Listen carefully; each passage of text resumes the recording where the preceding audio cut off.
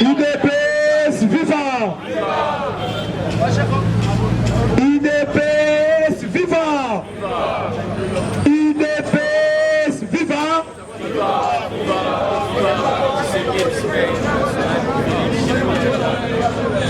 Combattant, ça slogan s'il vous plaît. UDPS vivant. UDPS vivant. UDPS vivant.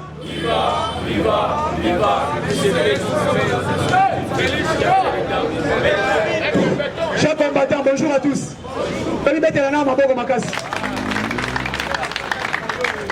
Ok, merci beaucoup. Écoutez, nous avons le masolo politique.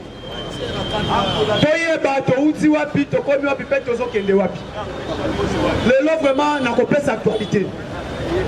Donc on le bel makambo. Important, premièrement, information phare. Les situations à Est. Dans Est, la République démocratique du Congo, on doit refouler l'ambassadeur rwandais. Vincent Karega, mais jusqu'à ce que Bokimu y a un TV5, Ndebondimi. Dans le bac, Kagame a une politique à Mabé. M23 ne sont pas les rebelles. M23 c'est l'armée rwandaise. Les agresseurs. Problème à M23, mouvement à M23. Mouvement du 23 mars 2009. Et clairement, à Congo. Non, na Pullman Hotel. Papa Munda bien kufa pone loko wana. Kokufa papa Munda. Akuta. L'un des chefs de M23. Ensemble, bazo kote na Pullman na artiste Weranson. À l'époque, il fit Wera service à renseignement ya Kabila. Aujourd'hui, Munda Biakoufa. Même lui, papa Jano Bemba. La réalité, c'est. Les gens bandiment en côté. Les gens qui ont gagné accident, na combat ya Biarman. Namoko, Soda Moulongo. Aïe pour agresser position FRDC. Qui a informé que FRDC est à telle position? C'est pourquoi, si 450 majors dans l'armée à Congo, la majorité Kabila a fait élever sont des militaires rwandais. Alors aujourd'hui, peuple congolais, moi je suis assis là, Chibelez. Ce qui m'a appelé Bandekona Kabouya, Obasa Makambo Ndengamoko, je n'arrive pas à comprendre.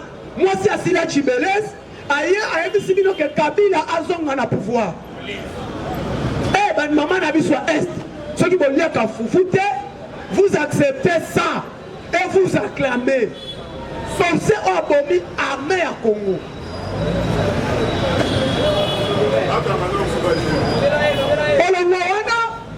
Wana za pavement, na luka moyena pumbo. Combattant, peuple congolais. Faut pas qu'on désobéisse na oeza droit fiscal. Futama inakura eza droit ya mboka. Faut pas qu'on désobéisse na oetali fiscalité ya mboka. Mai inakura soko futite toko futa basoda ndenge nini. Toko futa la police ndenge nini. Toko futa va fonctionner à l'état technique. Non, ceux qui pas d'ailleurs courant ça limité. Là, tu as droit de ne pas payer. On s'allie un mois courant y était. Par contre, de l'offre fiscale facile, hein? Mais courant y est 15 jours. 15 jours, tu as droit de payer. Ok, merci. Toyo Kana. Papa, tu as le problème, il y a économie en Moka. Après, on a la situation, il y a élection. Tobandi Sikol. D'ailleurs, interpellation ministère de l'économie dans l'Assemblée nationale. oyokana eza défiance eza bainterpellé bayoka ye. Félicitations Eliezer Tambo. Félicitations à la commission OSALI pour interpeller le ministre de l'économie. Premièrement, Toyoki Sikoyo qui est réalité. Et l'opérateur économique va y investir awa. Sont des Libanais et des Indiens et des Chinois. Parce qu'on devoir l'État congolais 150 millions de dollars. Mais depuis Kala, ministre économique, service de communication et le bagaté pour Nani. Les 150 millions de dollars, c'est équivalent à 10 bateaux de pêche pour le Congo. Bateau de pêche, c'est 15 millions de dollars. 10 bateaux de pêche. 150 millions de dollars, c'est 10 bateaux de pêche. Il y a à 5 gouvernements 30 millions pour l'achat de 2 bateaux de pêche. À Tchango, en Namibie, et pêcher Thompson. Allez-y voir. 130 millions, 300 bateaux de pêche, et que de pêcher ici en Namibie. Nini, Saint-Charles.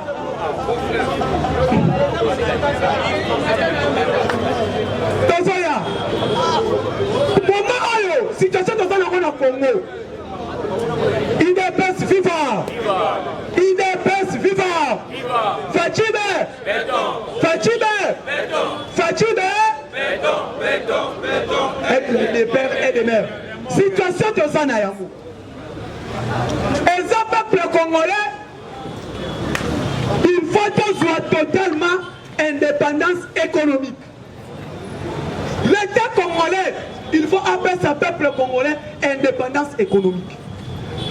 Ce qui te sale l'erreur, c'est que ça là, n'est pas de l'Afrique d'ici. Afrique d'ici, ce n'est pas les Noirs qui ont la fortune. Là, c'est vrai, ce sont des Anglais. Ce que le Canada Soweto, qui m'a eu en Afrique d'ici, dans le Congo, il y a Afrique d'ici de l'équipe. Il y a Soweto, papa, vous n'avez pas vécu en Afrique d'ici. Soweto, il y a Soweto. Ah, Koulou, n'a pas de qui m'a invité, papa. Oh, il y a Koulou, mais qui m'a invité en Afrique du Sud. Mais Soweto là, pourquoi? Bazan en bon outil.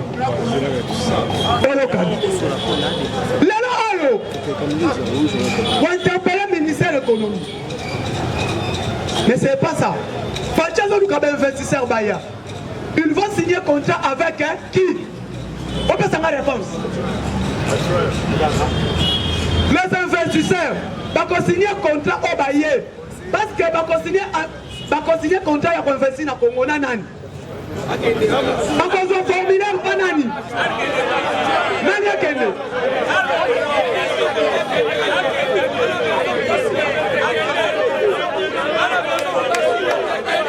Combina nous place dans la comité.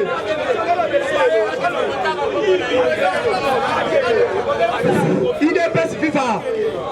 Les investisseurs ne suivent pas les contrats d'investissement avec le ministre de l'économie. Non. Parce qu'il y a le ministre de l'économie. Le ministre de l'économie à Colo, allons-moi. Nous devons côté la ministre de l'économie à Zate. Allons-moi. Mais un investisseur, un opérateur économique, va investir dans Mbok. Il signe les contrats avec la chambre du commerce. Comité de la comité. Chambre de commerce, et ça, c'est le ministère de l'économie. Chambre de commerce, vous avez créé en moi, c'est le peuple. L'économie au Congo est vous allez gérer par le peuple. Sauf que qu'il y a aux États-Unis, aucun Angleterre, ce n'est pas les politiciens qui gèrent l'économie. L'économie sont gérées par les opérateurs économiques formés par le gouvernement nous-mêmes. C'est le peuple. L'État a travaillé avec le peuple. Il faut passer à une indépendance économique. Ce qu'il y a au Congo, opérateur économique politicien. Oye, opérateur économique politicien.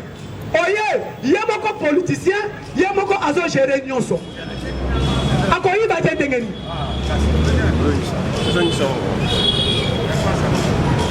Politicien il y a beaucoup opérateur économique. Dozongi. Olive Lembe, opérateur économique, il ne pas le président de la République. Qui va contrôler l'autre? Albert Youma DG, Albert Youma président, il y a chambre de commerce à Benguine. Parce que normalement, Fédération des entreprises du Congo, il y a une fois gérer l'opérateur économique. Mais ça là est géré par un politicien. Quand il y a mon numéro 1 à faire, on y est l'un des grands opérateurs économiques en Afrique. Le loro a président de l'Assemblée nationale, c'est lui-même membre de l'AFEC.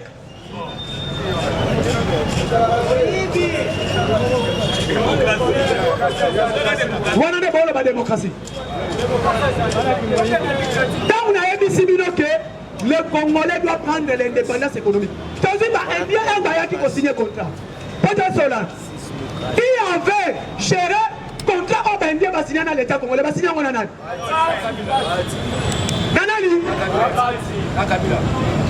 En 2006, va signer contrat Nanani. 2004-2003, Bendia va continuer. Va signer qui contrat pour investir dans le Congo Nanani. Nanani. Va salir Nani ni haute Bengango. On affiche qu'on va signer le contrat.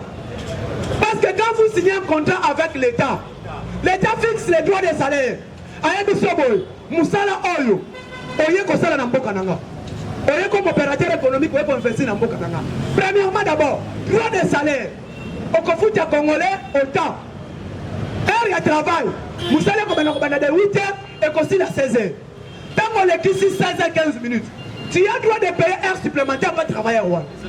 Ok. Oyebi Soboy, de 12h30, de 12h juste, jusqu'à 12h30, travailler avec un repos. Soit qu'à l'équipe 5 minutes, elle fait son droit de blanc, bayo cahier. Moussala Oyo, il y a comme opérateur économique. Oye, chiffre d'affaires, on a combien? 1 500 000 $. Tiens, on a la Banque centrale à Congo. Yami Balé, l'État qu'on fixe. Moussala est de lundi au vendredi. Samedi est une semaine anglaise. Moutoufa ça de 8h à 12h. Abo, Pia. Dans le signer, investissement est à tel domaine. Nous avons une édition.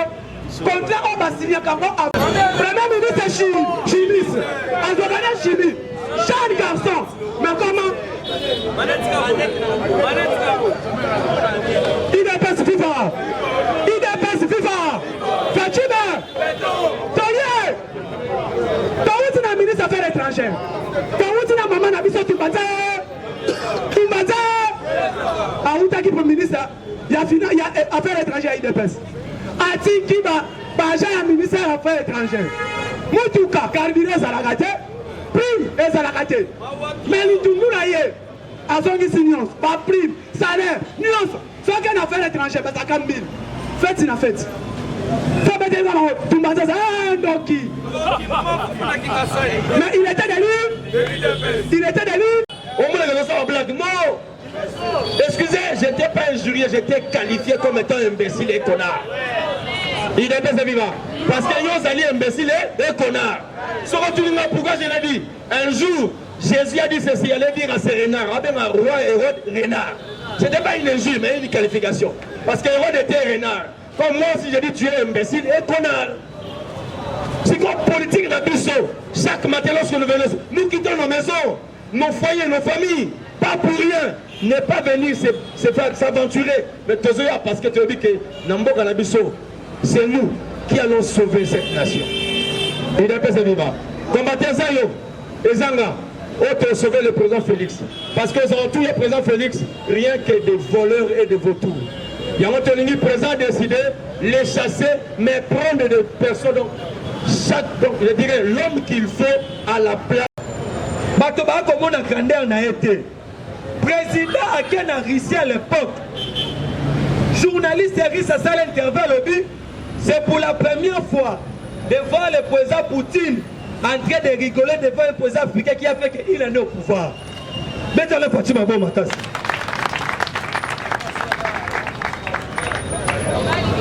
Il ne peut se vivre.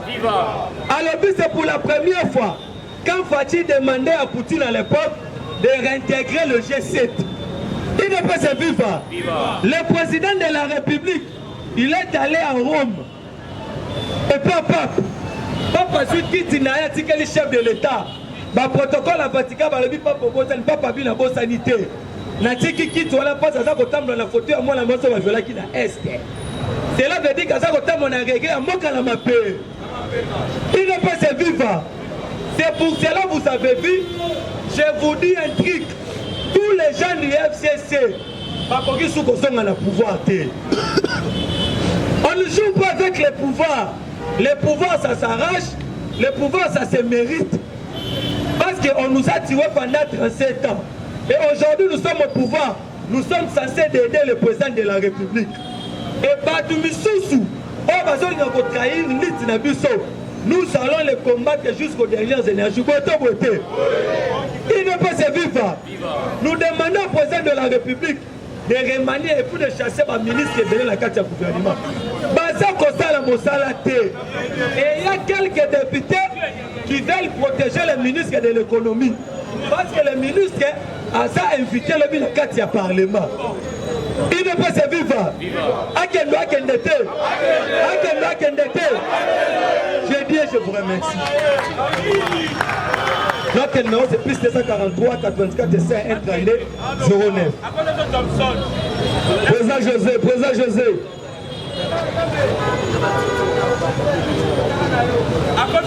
Ok, le président José a clôturé la qualité. UDPS c'est vivant. Moi je suis fils maison, il fallait que il y a seulement 3 actualités. 1, c'est le match à Léopard. 2, Ambongo. 3, Bercy.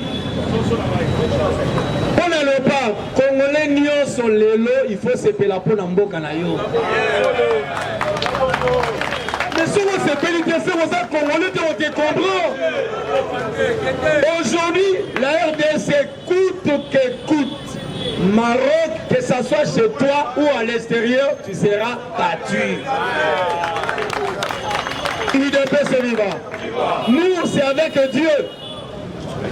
Ceux qui vont être compliqué, avec Dieu, le Congo fera des exploits. Et ce jour, on a besoin de la victoire. Nous, on n'a pas vécu 9-0, 3-0. On a besoin de vivre match Allemagne-RDC. Match Italie France RDC. Comme on a bampé à Tchabiso Biton Dimae. Mais on a fait Mbokani, on a fait Bakambu. Il est peu vivant. Nous on a rien à regretter. Du moins, c'est que tout Congolais, 100% de père et de mère, doit accentuer et pousser son équipe à gagner le match d'aujourd'hui. De deux, là c'est M. Ambongo, parce que l'appelé cardinal, c'est rien là. C'est un titre honorifique. Ambongo, mais voilà, c'est ça l'actualité. Ils ont fait une réunion. Les catholiques vont déclarer que le pouvoir en place, c'est le pouvoir à peuple monde. Mais Ambongo oublie. Qui menace l'économie congolaise? Mais c'est l'église catholique. Par rapport à la gratuité et l'enseignement. Les écoles catholiques bafoutent Ambongo combien jusqu'à aujourd'hui? C'est combien? L'argent Minerval, c'est combien?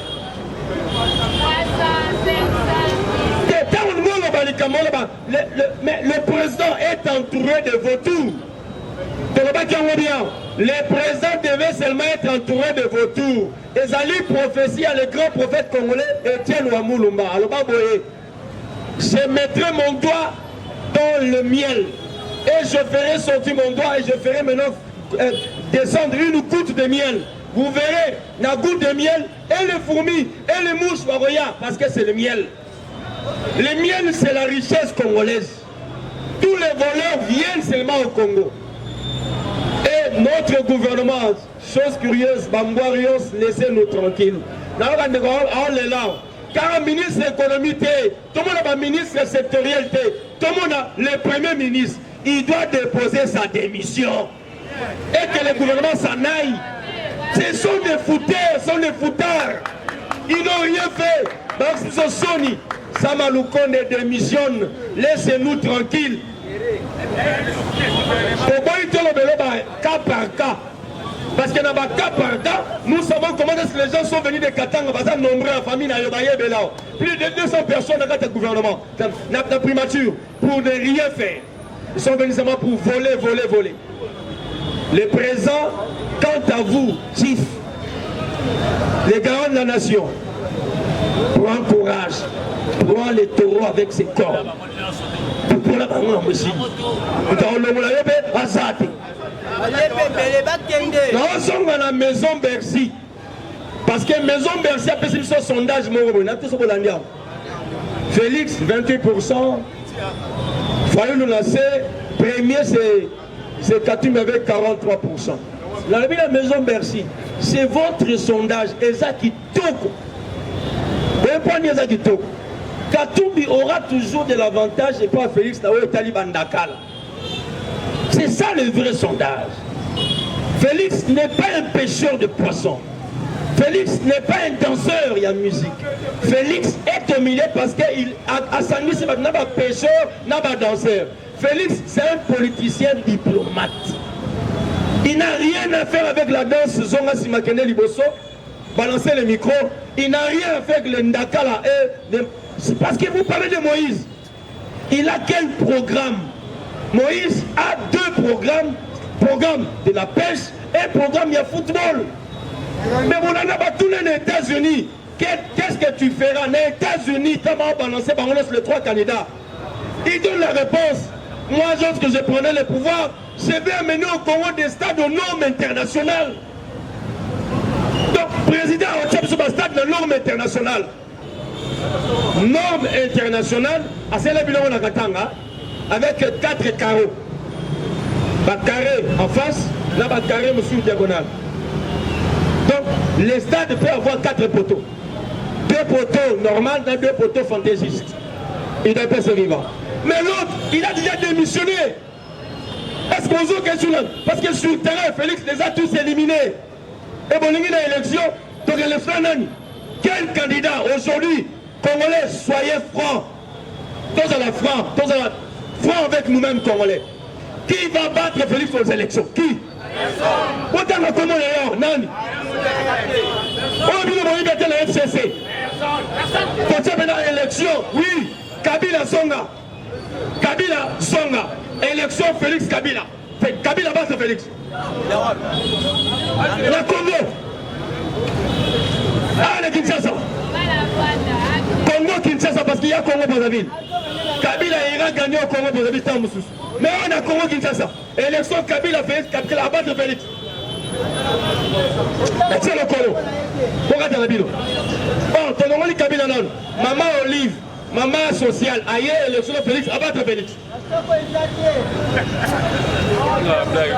Bon, Tolongoli Bangos, Kotozi, Moïse Katumbi. C'est que les gens oublient. L'équipe la plus populaire au Katanga, ce n'est pas les Mazembe, c'est le Lupopo. Les Cheminots, c'est le Lupopo qui est l'équipe majoritaire populaire au Katanga. Attends, du logo Mazembe, c'est les aventures.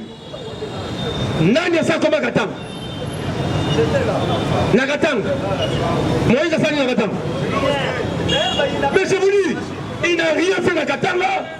Mais on parle que l'homme est riche. Ah, ça n'a rien, il était gouverneur pendant autant d'années. À moins que Aïbara Colton, Aïba Diamant. Mais est-ce que ce monsieur va venir battre Félix aux élections? Oh, dis. Sondage, merci. Pour le chapeau. Vous savez, moi j'ai l'histoire des sondages. À une époque donnée de la vie, on a vu Barack Hussein Obama en difficulté. Balotage, l'élection présidentielle, deuxième mandat. Quand on était dans le balotage, Hussein Obama était battu dans le sondage.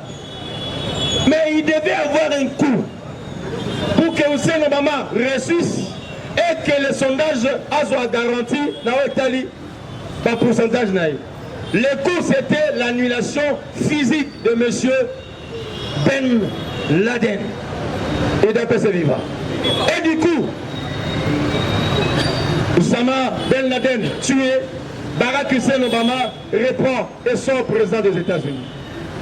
Vous voulez le sondage? Vous attendez quoi? Donc que dans 3 jours, la partie civile demande que Kabila puisse être jugé et entendu. Et d'après ses vivants. Demain, ce monsieur doit passer à la justice et va y cahier. C'est là-bas, pas question des intermédiaires. Bayoka Kabila, Yemoko. Ayako Samb. Vous croyez qu'il va venir se justifier? En IAT. Kabila sera condamné par défaut. Il est vivant. Combattant Bolinga Bolingate. Kabila a collé la justice. Mais Mouto Kabila le la justice, c'est Fatih. Fatih n'est pas malade. Fatih c'est un sage. Alors quand on a raté, si on a vu là, aussi moi libre bâtir ma matin, bâtir mon WhatsApp, bâtir moi oui le belé là. Fatih a c'est l'autre. Il y a la moi matin à 2 l'euro. Si on a eu ma tête, c'est on a bâtir la moto, bâtir moi 1000 qui est mieux. Oh bâtir moi groupe il y a Nestlé. Fatih a c'est l'autre. Parce qu'on y a un homme na go na c'est l'autre. Yo chauffeur comme misoko na tonga ndengo wana. Si que paye ça la musana il est pas vivant. Parce qu'il y a tant de connards, de fous, joyeux, des imbéciles qui sont aux alentours de nous aussi. Ils croient que nous venons faire de la blague. J'ai dit, des connards, fous et imbéciles. Il y a d'autres qui me regardent, des imbéciles. La Bible est imbécile. Ne croyez pas que nous venons ici pour dîner. Nous venons ici pour faire la politique. Ce n'est pas de la blague. Politique est alliée. Pour ça, on prend le mot à Congo. Il y a quelqu'un qui est à Outu, quelqu'un qui est à Likas que je ne connais pas. Mais tout ça, la politique est Sungapé. Mais il y a un imbécile qu'on a. Ou encore mine, plan central. Notre troïka stratégique. Et là, on peut préserver plus que dans le conseil des ministres. Parce qu'on n'a pas décidé. Économie secteur, on faut tout chaboui. Il y a un moment où on a macroéconomique. Si on a macroéconomique, place par exemple économie fort en boca. Et ça, il n'arrive pas à présider ces réunions. Quand il préside, il doit avoir une décision. Pourquoi? Écoutez, l'argentin congolais, Nicolas Kazadi, a repéré sa chiffre en ailleurs, a repéré sa ailleurs. Banque centrale a perçu ailleurs. Et il y a un ministre de l'économie. Parce que croissance n'a pas que Zali. Si les blocs croissance c'est Zali. Mais si comme ministre de l'économie, le col a yébike, a yéné pour la Congo. Moi, à ça là, et ça te. Il y a au moins une loi. Là, si mon cannabis est bloqué. Chers combattants, on a chité la procureure, merci beaucoup. Pour soutenir Bissot. Et là, on doit la carte président à récupérer indépendance économique. Après ça, à créer chambre d'économie, de commerce. On a abandonné qui idée en 2020. A créé un rôle rapide. A zone c'est la moba congolais.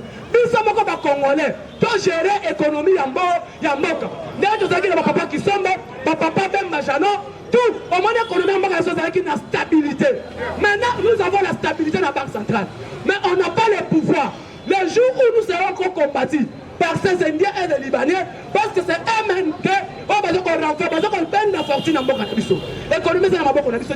Il faut un son en Maboko, il y a peuple. Peuple, il faut un son de l'économie en Bokanabiso. Ok, merci beaucoup. On a dit place pour le procureur à continuer l'actualité. UDP, c'est viva! Viva! Combattant Matam Mouketo Solo là. Boete. UDP, c'est viva! Viva! Fatime! Mettez un chef de l'État, ma bonne macasse. UDP, c'est viva! Viva! Lelo, il faut moyen bateau où tu vois, pitoza, kokende wa. Bateau ebele, on va diriger qui mboka au lobby. Batikala qui connaît comment relever les défis de ces pays. UDP, c'est viva! Nous étions estomaqués quand nous avons vu la médiocre et la première dame au mot cannabis ce soir qui t'a vu ma belle. UDP, c'est viva! Tous allés qui sont estomaqués quand nous demandons la médiocre et la première dame Olive Lembe. UDP, c'est viva! Elle est allée à Kalemi. Qu'est-ce que Olive Lembe dit? Oh non, je demande à la population congolaise de renouveler leur confiance vis-à-vis de mon mari. UDP, c'est viva! Je mets quiconque à défi. Il n'y a aucun article de la Constitution qui vous dit que Kabila peut retourner au pouvoir. UDP, c'est viva! Je vais vous le démontrer. Nous avons vu Néhémie Moulogne passer sur TV5 Monde en disant que non, la Constitution permet à Kabila de retourner au pouvoir. Mais qu'est-ce que la Kabylie a oublié pour retourner au pouvoir? La Constitution de la République a 229 articles. Il y a l'article 104, il y a l'article 108, il y a l'article 220. Dans l'article 108, alinéa 9, dans l'article 108, alinéa 9, et le Bible, tous les anciens chefs de l'État élus basés des droits sénataires à vie. Kabila ne peut jamais participer encore à un mandat électif. Kabila ne peut jamais être encore nommé comme Premier ministre, être un président de l'Assemblée nationale ou soit un président du Sénat. Il ne peut se vivre. Et qu'est-ce qui va se passer? Vous devriez savoir ceci. La révision de la Constitution se pose actuellement quand nous sommes au pouvoir. Parce qu'il y a une différence entre la modification de la Constitution et puis la révision de la Constitution. Il ne peut se vivre. Et bien, Mathieu Oyo, ils ont déjà inscrit à l'ordre du jour. Qu'on a traité l'Assemblée nationale, la session en mars. Oyo, il y a la révision de la Constitution. Nous allons passer du mandat présidentiel de 5 ans à 7 ans. Beauté. Oui. Il ne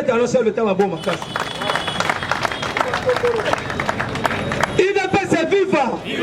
Nous allons passer du mandat présidentiel de 5 ans à 7 ans. Et nous allons faire en sorte, parce que le président de la République n'a pas un mandat. Tu sais qu'il y a une mission de délivrer ce pays. Bref, année, vous avez vu le chef d'État dit ceci. Moi qui est là qui a recours, mais puis son état aujourd'hui, ceux qui vont te parler que tu sales de l'autre côté, là c'est être animé d'une haine viscérale, Laurent Martin Fola Kosalango. Il y a des avancées sur le plan diplomatique, sur le plan sécuritaire, sur le plan économique, sur le plan politique. Il ne peut se vivre. C'est pour cela que vous avez vu notre élection et ça le retour à RDC la scène internationale. Notre élection et ça le retour. Il y a un cannabis sur le plan économique. C'est pour cela que vous avez vu aussi l'approbation de la Banque mondiale, aussi l'approbation de la Banque africaine de développement, aussi l'approbation de la Fonds monétaire international. Il ne peut se vivre. Il y a un maintenant qui va s'engagner. Martin Fayulu, Joseph Kabila, Adolphe Mouzitou, Moïse Katumbi. D'abord, nous allons imposer, demander à nos députés qu'on puisse élaborer puis voter la loi de père et de mère. Pour éviter les affairistes au sommet de l'État. Katumbi n'est ni Congolais de père et de mère, mais Katumbi est en train de demander la présidence de la République. Il ne peut se vivre. Qu'est-ce que ce pays n'a pas donné à Katumbi et puis à Kabila? Est-ce que Moto Aza Congolais, il peut encore aller en Pologne pour nous accuser que nous sommes contre sa candidature en 2023? Il n'est pas un Congolais. C'est pour cela que Fati restera au pouvoir jusqu'à l'avènement de Jésus-Christ.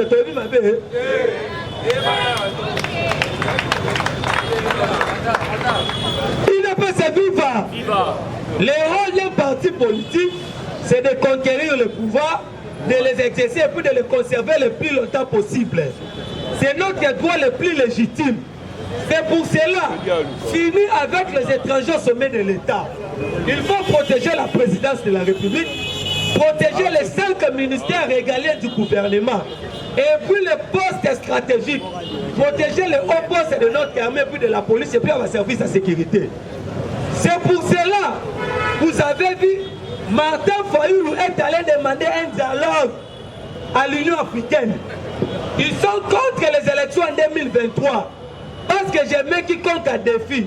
Fati sera réélu en 2023 avec une majorité écrasante. Il ne peut se vivre. Parce que nous avons vite compris, même le bateau va nommer le gouvernement. Parce qu'on rend des tâches à la présidente de la République. Il y a des ministres incompétents. Il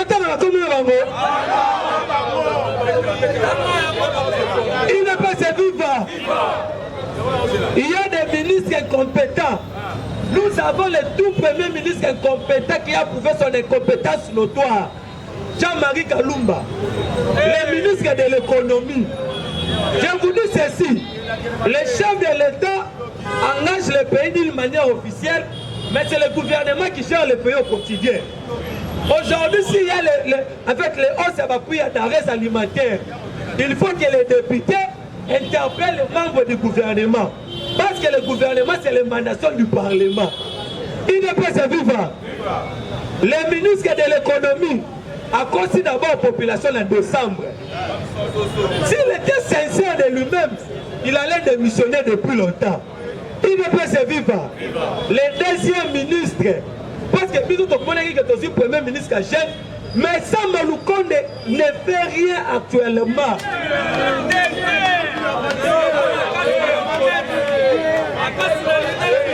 Il ne peut se vivre. Nous, à l'UDPS, on ne protège personne. Si tu gères mal le pays, nous allons vous dénoncer. Parce que nous avons combattu 37 ans dans l'opposition pour dénoncer les antivaleurs. Il y a des ministres, jusqu'à preuve de contraire, qui ont sentir dans le gouvernement. Dans le tâtonnement, quand le président est en Belgique par rapport à malade, le ministre de la communication et la présidence de la République, il y a eu une contradiction. Il ne peut se vivre. Actuellement, nous avons un déficit communicationnel, même au niveau de la présidence, même au niveau du gouvernement. C'est pour cela le président de la République, nous vous demandons qu'on puisse remanier le gouvernement. Parce qu'en 2023, la population congolaise a retourné le président de la République. Il ne peut se vivre. L'union sacrée, ce sont des gens qui ont travaillé avec Mobutu, ce sont des gens qui ont travaillé avec Moussé et puis Kabila le fils. Dans la politique, ce sont les intérêts qui priment. Dans la politique, nous ne sommes pas des ennemis, mais ce sont les intérêts qui priment. L'intérêt de l'UDPS au pouvoir, c'est de servir cette population abandonnée pendant 32 ans à Mobutu au pouvoir. Il ne peut se vivre. C'est pour cela qu'il y a d'autres ministres qui sont en train de compléter contre le président de la République. Est-ce que vous pouvez trouver normal Bato Bazan au gouvernement, mais de l'autre côté, Bazan la carte opposition? Moïse Katumbi, traître à Mounende. Il ne peut se vivre. Il ne peut se vivre. Moïse Katumbi, un vrai traître. D'abord, la toute première réalisation de Mokonzamboka, c'est de ramener Katumbi dans ce pays. Il ne peut se vivre. Katumbi a qui contrainte l'exil. Mais Mokonzaya vivant c'est le passeport. Aujourd'hui, Katumbi est en train de combattre le chef de l'État en complicité avec Joseph Kabila. Kabila qui lui plaît ou qui lui neige. Parce que bientôt, là, on doit réviser tous les avantages de l'ancien président de la République. Il ne peut se vivre. Comment vous pouvez trouver normal? Kabila est en train de gommer des salaires, comme il était un ancien président, et puis un sénateur à vie. Il ne peut se vivre. Et nous, l'UDPS, on ne peut jamais accepter de tels genres de bêtises, net aux allées dans le pouvoir. C'est pour cela on doit prier beaucoup plus pour notre président de la République. Fatih, c'est une personne qui était préparée politiquement pour gérer ce pays. Papa, tu sais que dans la question politique, mais la diplomatie a été réservée pour son fils. Il ne peut se vivre. Il ne peut se vivre. Le président de la République